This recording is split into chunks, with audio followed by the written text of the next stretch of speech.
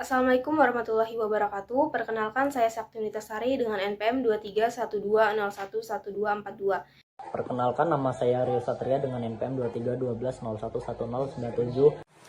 Perkenalkan, nama saya Mutiara Rahmadani Indah Pertiwi dengan NPM 2312011211. Perkenalkan, nama saya Alia Fayaza Ashar dengan NPM 2312011336.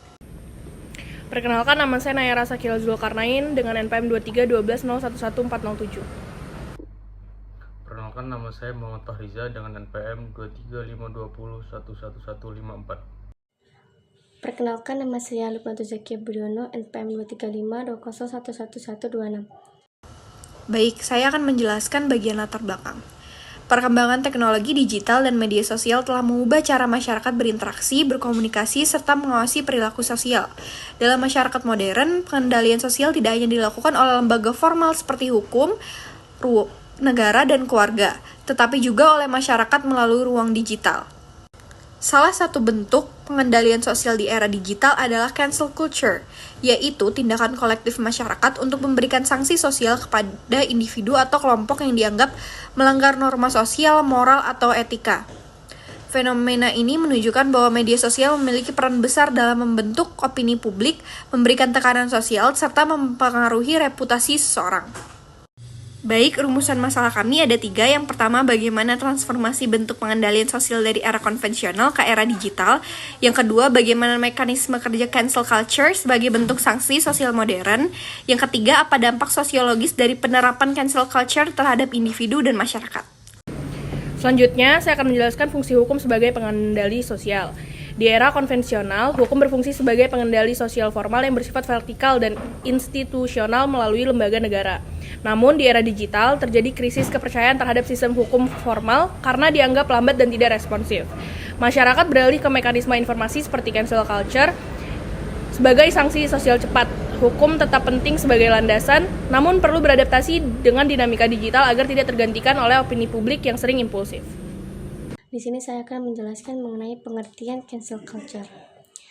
Cancel culture adalah praktik kolektif di mana publik secara massal menghentikan dukungan terhadap individu atau kelompok karena tindakan yang dianggap melanggar norma moral, etika, atau sosial.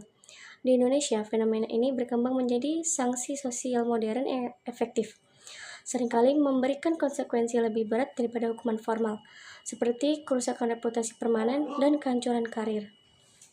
Selanjutnya, mekanisme cancel culture.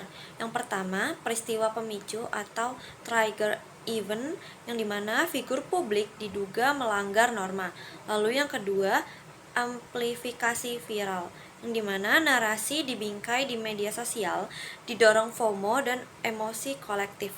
Lalu yang ketiga, penarikan dukungan atau unfollowing, boykot, dan ulasan negatif massal.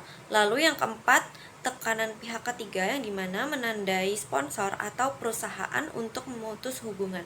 Lalu yang kelima, online shaming yang dimana penghinaan publik digital untuk melanjutkan reputasi.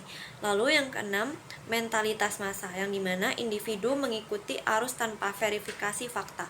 Lalu yang ketujuh ada spiral of silent digital yang dimana pihak berbeda berpendapat memiliki diam karena takut menjadi target berikutnya. Di sini saya akan membacakan dampak positifnya, yaitu yang pertama, menjadi instrumen akuntabilitas sosial yang cepat ketika hukum formal lambat. Kedua, memberikan efek jera bagi pelaku rasisme, pelecehan seksual atau hoax.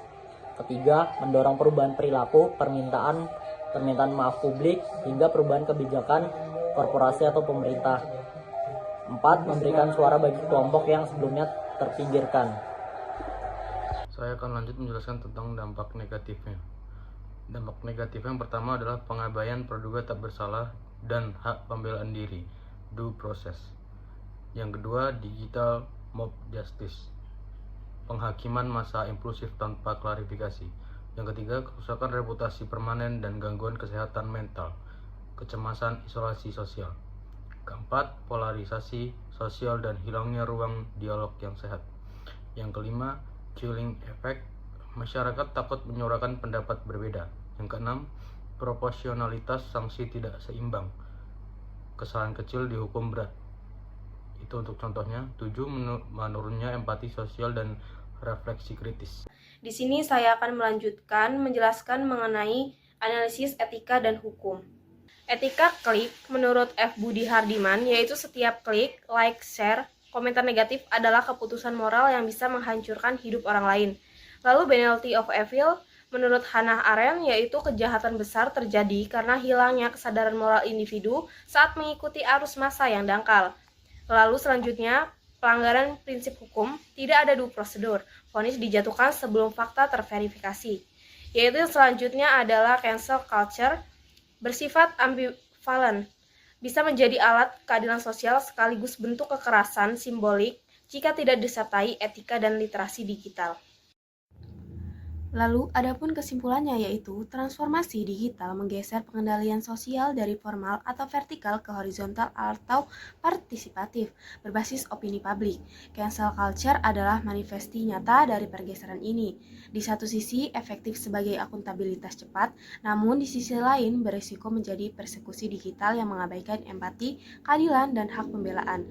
Nah, fenomena ini menuntut keseimbangan antara tuntutan moral kolektif dan nilai-nilai kemanusiaan.